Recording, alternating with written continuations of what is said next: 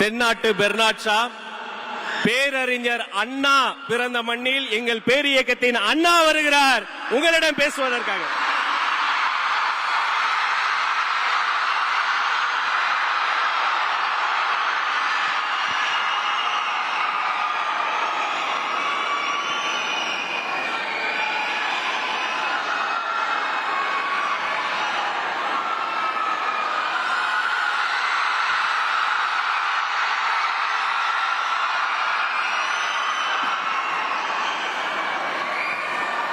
நாட்டுக்காக உழைப்பதற்கு அண்ணா பிறந்தார்.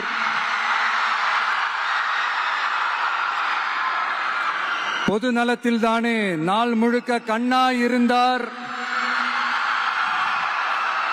அப்படின்ட்டு எம்ஜிஆர் அவர்கள் ஒரு பாட்டு ஒண்ணு பாடி இருக்கிறாங்க, கேட்டிருப்பீங்க. அப்படிப்பட்ட நம்ம காஞ்சி தலைவர் அறிஞர் அண்ணா அவர்கள் பிறந்த மாவட்டம் தான் இந்த காஞ்சிபுரம் மாவட்டம்.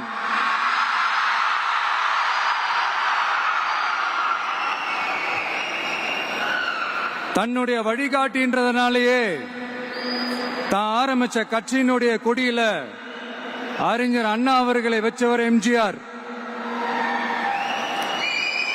ஆனா அறிஞர் அண்ணா அவர்கள் ஆரம்பிச்ச அந்த கட்சியை அதுக்கப்புறம் கைப்பற்றினவங்க என்னெல்லாம் பண்றாங்கன்னு நான் சொல்லிதான் உங்களுக்கு தெரியணுமா என்ன? மக்களே, உங்களுக்கு தான் அது நல்லா தெரியுமே.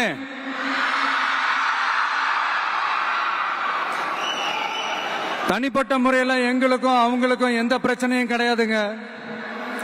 எந்த வாய்க்கா வரப்பு தகராறுலாம் எதுவுமே கிடையாதுங்க.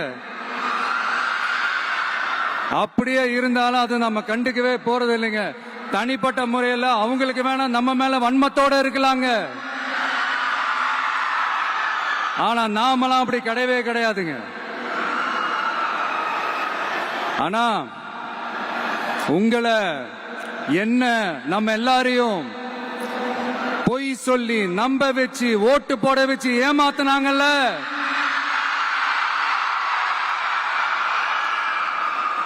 அப்படி ஏமாத்தி ஆட்சிக்கு வந்து நல்லது செய்யற மாதிரி நடிக்கிறாங்கல்ல, நாடகம் ஆடுறாங்கல்ல,